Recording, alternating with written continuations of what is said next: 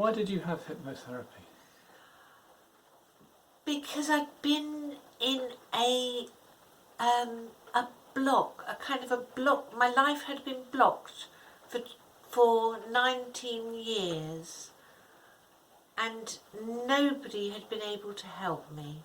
And I'd been into hospital by that time, I think 9 times, for manic depression, and mainly depression was the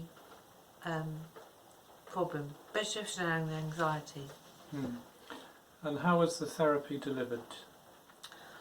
It was delivered initially at a person-to-person level.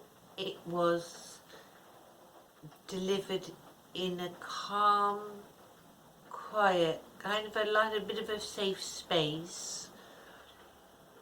It opened up the space for me to talk about myself and my problems.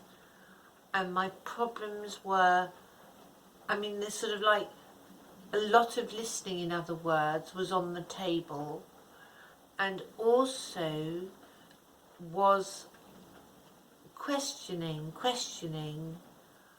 my experiences, questioning my beliefs, my negative beliefs in particular, and my negative self-beliefs in particular, and that was transitioned to Skype and then telephone sort of sessions when I had no capacity to come to London, when I had no capacity to use even Skype. Then it became phone calls, and that just continued for most of the time, to be fair, and then became Skype calls again when I got that sorted back, and then I started coming to London to see Matt again. But strangely enough, you wouldn't expect just a voice to work, but I think it must have done, because at worst it held me, and at best it just provided that little tipping balance that brought me closer and closer to walking away from my problems, like as if it was a heavy black cloak, and as if the heavy black cloak fell off my shoulders and I just carried on walking. And what are the results now? Actually, I haven't got enough time to go into the multiplicity of results. Metaphorically speaking, I'd say the results are that the darkness has been replaced by the sunlight. The dawn of my life has once more begun, and I feel, really, I think I would say, have you ever heard of rebirth? People talk about rebirth. I feel born again. I feel fresh.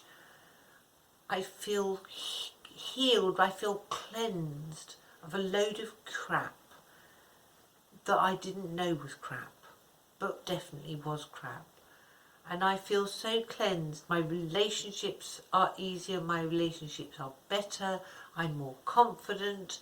I've reconnected with people I'd lost contact with. I've made connections with people I've never heard before but want to get in contact with me.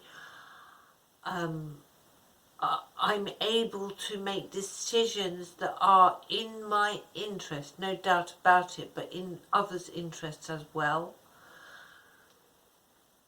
There isn't a limit to the difference it makes. It's just like being in a dungeon and then suddenly a crack in the wall, and then suddenly it appears that it wasn't a crack, it was a disguised window, and then it appears it wasn't a window, it was actually a hole. And then as the hole opens like a massive window without a piece of glass in it, you can just walk straight through it, but also the whole of the dungeon starts crumbling. It doesn't explode. There isn't a massive dramatic anything. It simply evaporates and is no more. What do you think about hypnotherapy and your therapist now? I felt very long time very, very grateful to my therapist. In the early days, I was terrified that he was going to turn around and say, I'm sorry, I have tried, but you're hopeless. I just cannot carry on with this. This is hopeless. You're too hopeless.